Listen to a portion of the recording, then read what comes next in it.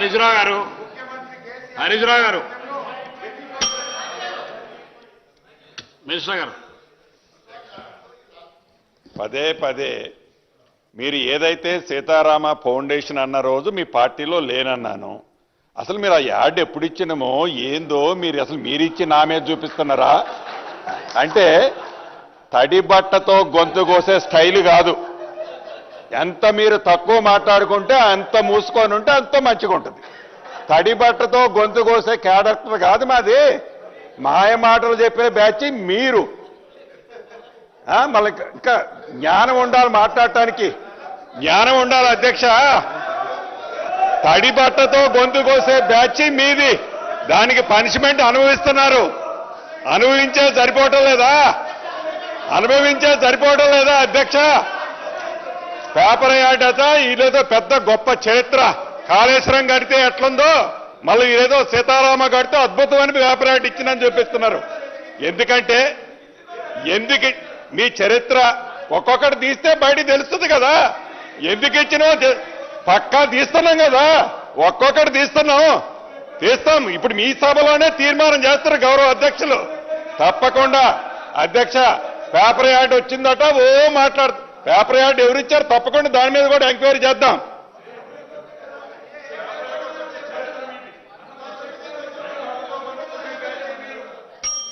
హరీశ్రావు గారు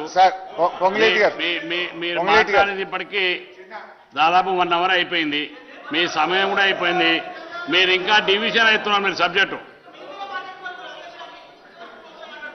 మీరు ఇచ్చిన సమయం కూడా చాలా ఎక్కువ ఇచ్చారు ఇప్పటికే. పొంగులేటి గారితో ఒక చిన్న కరెక్షన్. ఇది అడ్వర్టైజ్మెంట్ కాదు. పొంగులేటి గారి ట్విట్టర్ అకౌంట్ నుంచి పొంగులేటి గారు పెట్టిన ట్వీట్ ఇది. ఏముంది ట్వీట్ లో అంటే, అపర భగీరథుడు తెలంగాణ సాధకుడు ముఖ్యమంత్రి కేసీఆర్ గారి సారథ్యంలో ఎత్తిపోతల ప్రాజెక్టు నిర్మాణం విషయంలో అనేక రికార్డులు సృష్టిస్తూ చరిత్ర తిరగరాసిన మన కాళేశ్వరం ప్రాజెక్టు రేపే ప్రారంభం. ఇది అన్నగారు తన ట్విట్ లో నుంచి పెట్టింది. ట్విట్టర్ మినిస్టర్ గారు అధ్యక్ష మిడిమిడి జ్ఞానంతో సగమ చదివి ఇందాక ఏం మాట్లాడారు? సీతారామ ప్రాజెక్ట్ అప్పుడు మీరు పేపర్ యాడ్ అన్నారు. ఇప్పుడు ట్విట్టర్లోనట కాళేశ్వరం అద్భుతంగా కట్టారు, హరీష్ రావు గారు కాదు కాళేశ్వరరావు గారు అని చెప్పారని అన్నాడు కదా. ఈ స్టోరీలు పుక్కిడి పురాణాలు చెప్పి తడిబట్టతో తెలంగాణ ప్రజల గొంతు కోసి నానా రకాలుగా 1,00,000 కోట్లు ఎలా దోచుకున్నదో మా వెంకన్నని అడిగితే చెప్తాడు. అంటే ఒకదానికొకటికి సంబంధం లేకుండా ఇందాకన సీతారామ ప్రాజెక్ట్ అన్నారు, ఇప్పుడు కాళేశ్వరం ఓపెనింగ్ అన్నారు.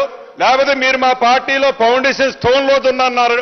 మీ పార్టీ ఏంటో, మీ చరిత్ర ఏంటో, మీ కథ ఏంటో మీరు గూగుల్లో మ్యాపులు తీసి లక్షలాది కోట్ల ప్రాజెక్టులు మీరు డ్రాయింగ్లు ఏంటో, 1,00,000 కోట్లు ఎట్లా కొల్లగొట్టాలో మీ స్కెచ్ ఏంటో కమిషన్ చెప్పింది, ఎన్డీఎస్ఏ చెప్పింది, విజిలెన్స్ రిపోర్ట్ చెప్పింది. ఇంకా రాబోయే రోజుల్లో వచ్చే చరిత్ర కూడా ఉంటుంది. అధ్యక్ష మాట్లాడండి హరీశ్రావు గారు. సరే అధ్యక్ష, రైట్. ఎన్డీఎస్ఏ గురించి కూడా మాట్లాడినారు. I will going to that sir. Next I will talk on NDSA.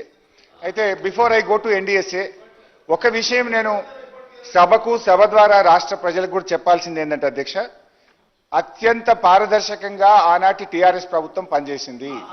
ఇప్పటిదాకా నేను చెప్పిన అన్ని విషయాలు ఉమాభారతి గారు రాసిన లెటర్లో 3rd పేజీలో నీళ్లు లేవని వచ్చింది. ఇది 18 ఫిబ్రవరి సిడబ్ల్యూసీలో నీళ్లు లేవని చెప్పారు. ఇది 4/3/2015 4th మార్చ్ 2015 నీళ్లు లేవని చెప్పారు. Okay, now I will come to the DPR. Kaleshwaram DPR మేము సెంట్రల్ వాటర్ కమిషన్కి ఇచ్చాం.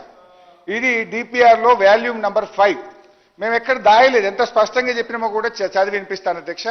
Kaleshwaram DPR volume number 5 page number 2. There has been reservations of CWC about the availability of 160 TMC of water at earlier proposed diversion site Tumidihatti, and hence the success of the scheme in meeting its water demand was questioned by them. మీరు రాసుకునేది మాట్లాడినారు time చెప్పింది మీకు. ఒక నిమిషం ముగించండి, మీకు conclude చేయండి. అదే ఎక్కడ సార్, నేను ఇంకా 20% కూడా చేయలేదు. మీకు ఇచ్చిన సమయం కంటే చాలా ఎక్కువ ఇచ్చినాం ఇప్పటికి. మాట్లాడండి. నేను ముఖ్యమంత్రి Conclude గారికి మంత్రులకు సమాధానం చెప్పడమే సరిపోయింది సార్ నా పని. కంక్లూడ్ చేయండి. ప్లీజ్ అధ్యక్ష, ఉత్తమన్న లేచి ఇది మీరు ఇచ్చిండ్రా వాళ్ళు ఇచ్చిండ్రా అన్నాడు. ఎట్లా ఉత్తమన్న? డిపిఆర్ అనేది మనం ఇస్తాము. హరీష్ రావు గారు వినండి వినండి, డిపిఆర్ అనేది మనం ఇస్తాము. మనం ఇచ్చిన డిపిఆర్ ను పరిశీలించి వాళ్ళు అనుమతులు ఇస్తారు. ఉత్తమన్న, డిపిఆర్ తప్పుంటే అనుమతులు రావు కదా, అనుమతులు రావు కదా. లిజన్, ఇప్పుడు చెప్తా ఇక. ఆ డిపిఆర్ లో మేము ఏం రాసినామంటే page number 2, further it may be worth while to mention the Central Water Commission has cautioned that the net water availability of 165 TMC may not be available at Tamidihatti. In the scenario, the maximum quantity which can be diverted will reduce from 130 TMC to 67 TMC even for 150 days pumping. As such, Pranahita barrage will not be in a position to provide entire 160 TMC of water on its own, and the interstate issue will remain unresolved.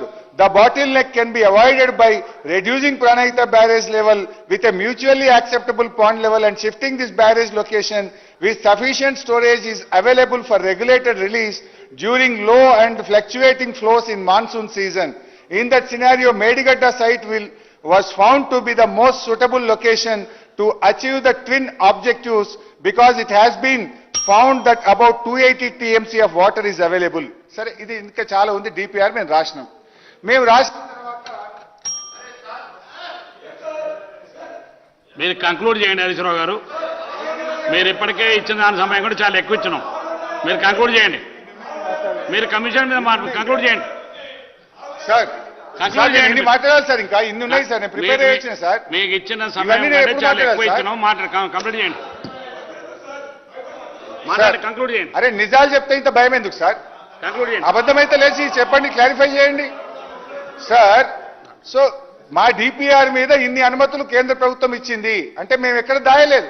తమిడిహట్టి దగ్గర నీళ్లు లేవని మీరు చెప్పిండ్రు, అందుకే మారుస్తున్నామని రాస్తే దాన్ని ఆమోదించి ఒక్క సంవత్సరంలో మాకు 11 అనుమతులు కేంద్ర ప్రభుత్వం నుంచి తెచ్చాము. తర్వాత అధ్యక్ష మినిస్టర్ గారు